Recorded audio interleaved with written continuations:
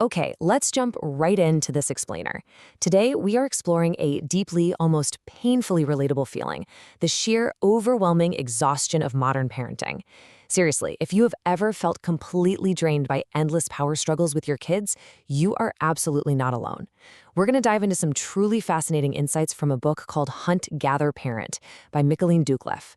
She suggests that the stress we're all feeling, well, it's not because we're failing as parents, it's actually because our entire culture has completely forgotten how to parent. We're going to look at how ancient indigenous cultures hold the real secret to raising cooperative, helpful, and genuinely happy kids without all the yelling, and how we can actually start applying those lessons in our own homes today. So I want you to imagine hitting absolute rock bottom. Picture this. It's 5 o'clock on a freezing December morning. Michaeleen, the author, is lying in bed, literally wearing the same clothes as yesterday, dreading the very moment her 3-year-old daughter Rosie wakes up. She is essentially bracing for battle with her own toddler. Now, this is an accomplished science reporter who's traveled all over the globe, yet she found herself feeling completely helpless right in her own living room, desperately writing down a plea for a better way to handle her child. It's a moment of sheer vulnerability, and it's one that so many parents secretly share, but we rarely ever talk about it. And that early morning dread wasn't just in her head. It was a visceral reality. Imagine a stinging handprint left across an exhausted mother's cheek. That's the physical manifestation of these daily grinding power struggles. Little Rosie's crying and morphed into these intense, aggressive tantrums. When Michaeleen would pick her up just to soothe her, Rosie would literally slap her across the face. The physical and emotional toll of a relationship that was starting to feel completely adversarial was just mounting day by day. There was this very real, terrifying fear that a permanent wall was rising between a loving mother and her daughter, being built brick by brick with every single screaming match. And the crazy thing is, Michaeleen tried absolutely everything our culture prescribes to fix this. You know the drill: endless nagging just to get shoes on or toys picked up, timeouts when boundaries were pushed. She tried that firm but kind, authoritative approach that Dr. Google and modern parenting blogs heavily push. But despite using literally every standard Western tool in the toolbox, the results were disastrous. It just created this escalating cycle of nuclear tantrums. Her anger made her child's behavior worse, which in turn made her angrier, usually ending with the toddler running around upturning the furniture. It wasn't just a tough phase. It was a complete systemic failure of the exact methods we are all taught to rely on. So this brings us to a massive pivot. I really want you to ask yourself, could parenting actually be easy? Let's leave that stressed-out San Francisco home for a minute and transport ourselves to a serene Maya village right in the middle of the Yucatan Peninsula. Michaeleen traveled there on a reporting assignment, completely exhausted from her home life. But what she witnessed in that village, it fundamentally rocked her entire understanding of how parents and children can actually interact. Compare that San Francisco battleground to a 12-year-old girl named Angela. She's on her spring break. And get this, without being asked, without a single nag from her mom, without any bribe of a weekly allowance, and definitely without any color-coded chore charts stickered to the wall, she just walks over, grabs a tub of soapy water, and spontaneously starts washing the breakfast dishes.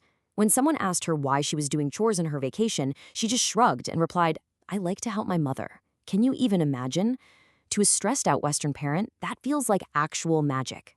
But here's the thing, it's not magic. It is a completely different paradigm of child rearing.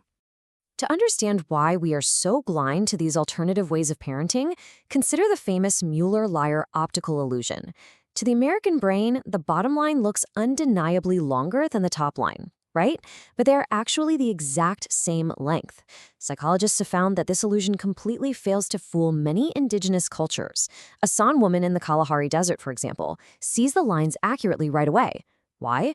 Well, because Westerners grow up in what psychologists call carpentered environments. We are constantly surrounded by boxes, rooms, right angles.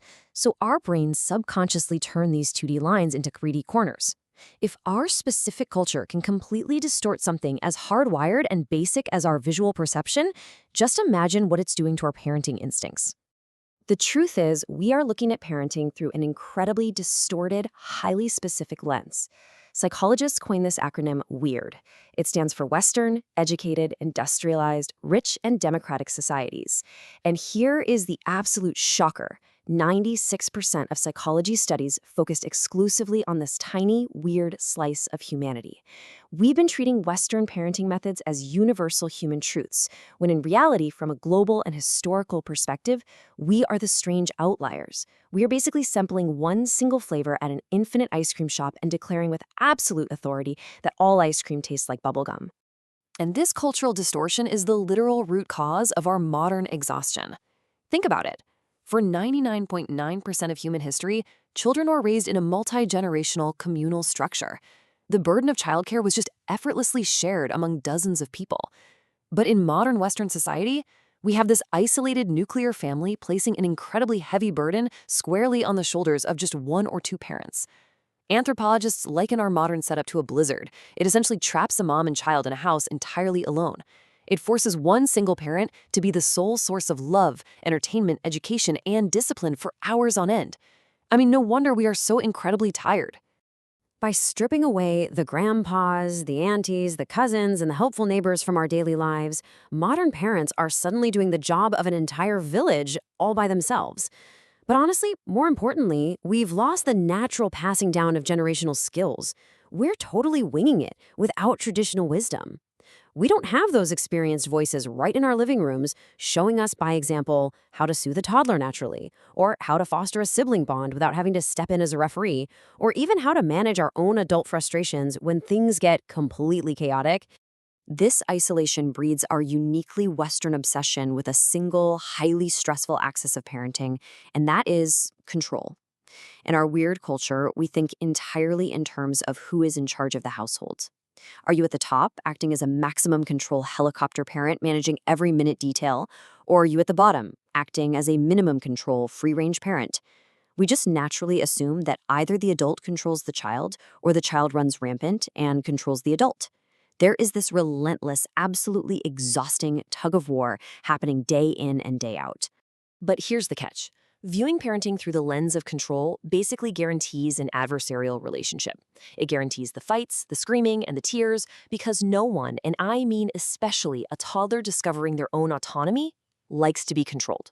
The indigenous approach, they step off this axis entirely. Instead of controlling, they cooperate. They use fascinating tools like storytelling instead of scolding. For example, telling a dramatic, engaging story about a monster that grabs kids who wander too close to the fire rather than just yelling stop. Or they simply ignore attention-seeking tantrums, just walking away rather than feeding the child's outburst with anger and attention. This foundation of trust, shared goals, and gentle guidance is exactly how you get a 12-year-old to wash the dishes without being asked. They aren't doing it out of fear of punishment, they're doing it out of a shared sense of family cooperation. Now I want to pause here for a second and reassure you, this explainer is absolutely not about feeling parental guilt. You are already working incredibly hard in a system that isolates you. Rather, this is about feeling empowered. We've been trying to build a house using essentially a single tool, a really loud, blunt hammer of authority. But parents in Maya, Hadzabe, and Inuit cultures wield a whole suite of precision instruments. Tools like modeling behavior silently, or welcoming a toddler's clumsy help in sweeping rather than shooing them away just because it's faster to do it yourself. It's about building deep autonomy by letting kids make safe mistakes. By looking outside our weird culture, we can trade all that frustration for these refined, gentle tools of ancient cooperation that have been tested and perfected over thousands of years. So it all comes down to this question. Are you ready to step off those white-knuckle rapids and onto the meandering river of parenting? The journey of understanding these ancient cultures proves that we absolutely do not have to live in a constant state of battle with our kids. By shifting away from that mindset of control and embracing natural cooperation, we can completely transform our home dynamic from a place of stress to a place of peace. Just think about how these universal strategies might fit into your life tomorrow morning. Thanks for joining me on this explainer, and I really hope it leaves you curious to explore these amazing lost arts of raising helpful humans.